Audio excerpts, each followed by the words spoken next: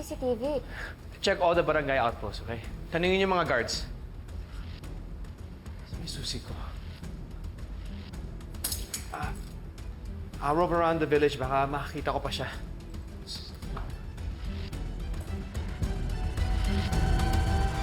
Will. Leah!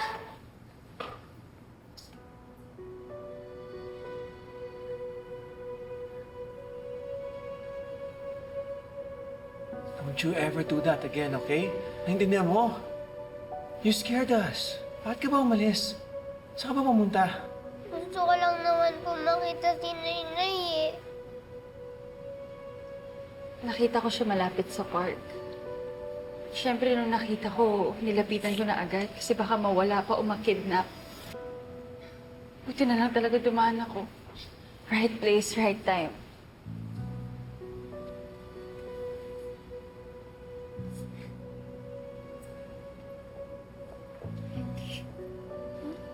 It's okay. No need to thank me. Ginawa ko lang kung ano yung tama. Pero, kung gusto mo, baka pwedeng i-double lock mo yung gate tapos magdagdag ka ng security para hindi na maulit. Lorena, tuloy na ang arraignment next week. Magsisimula ng umusad ang kaso. Attorney, ibig niyo po bang sabihin, umpisa pa lang po to? Kasunod niyan, maghahanda na tayo para sa pre-trial conference. Hawak na natin yung affidavit ni Mang Dolfo. Pero mas maganda pa-verify pa natin. Bibisitahin siya ni Tristan ngayon. Pagkatapos ng pre-trial, mag-uumpisa na ang paglilitis. Doon na tayo formal na lalaban sa korte. As I've told you before, this will take time. Pwedeng months, pwedeng years. At habang nililitis ka, you'll have to stay here inside.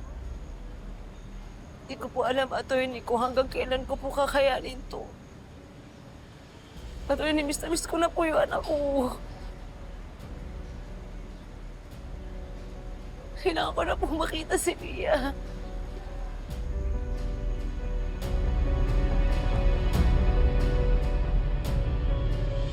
Nakita mo na ba? Sobrang daming shares. Kahit sa work group chat natin, nag-uusapan na nila. Stop, Mom. Killer. Liar. CEO pa naman yung tatay. Niloko ng buong buo. Nabudol yung buong pamilya. Elite pero lang. Gusto mo i-report natin yung mga bashers? Hindi na. Totoo naman yung sinasabi nila. Mag-social media detox ka na lang kaya. I-off mo muna lahat ng mga socials mo, mga alerts, mga notifications.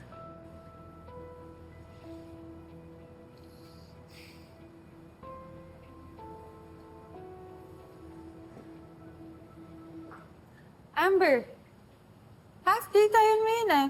Hindi ka pa ba uuwi?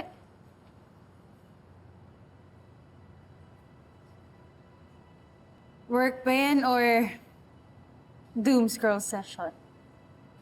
Pinabash na kami pati si Dad. Sinasabi tanga kami. Napati raw ako nagtatagano. Hindi naman sila mali eh. Let's be honest here, Amber. Niloko ka. Niloko tayo. Pero si Wilfred, pinakasalan niya mismo yung taong pumatay sa asawa niya. If that's not stupidity, I don't know what is.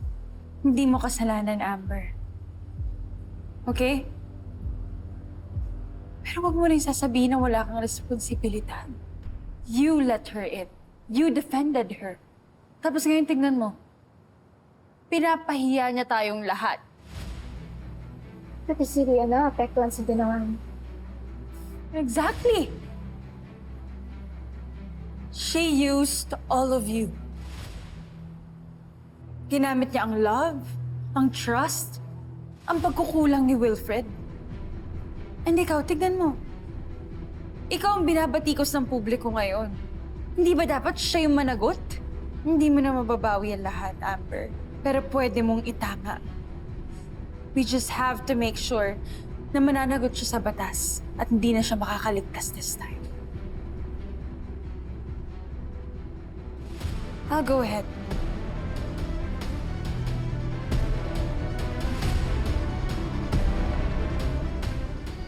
Tao po!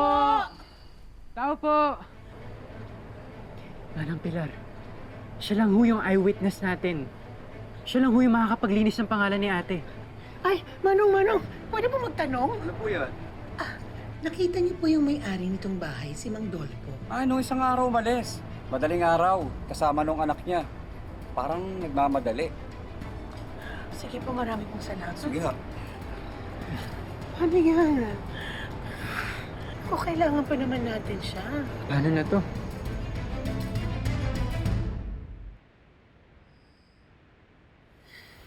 Grabe, no? Sabi ng shop, wala daw cancellation yung wedding registry. Once na ma-process, automatic yung delivery nila.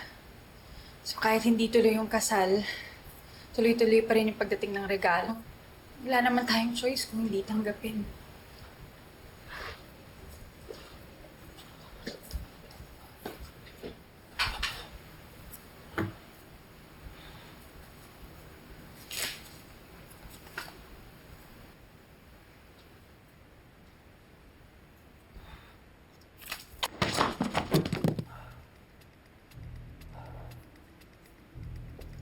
Wilfred, you gave her everything. Trust, your family, even your grief for Joy. Alam mo kung hindi dahil sa kanya, buhay pa sana si Joy.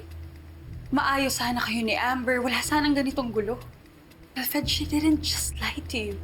She wrecked the home that you were trying to rebuild. Anong klaseng tao mananad siyang gawin lahat ng to?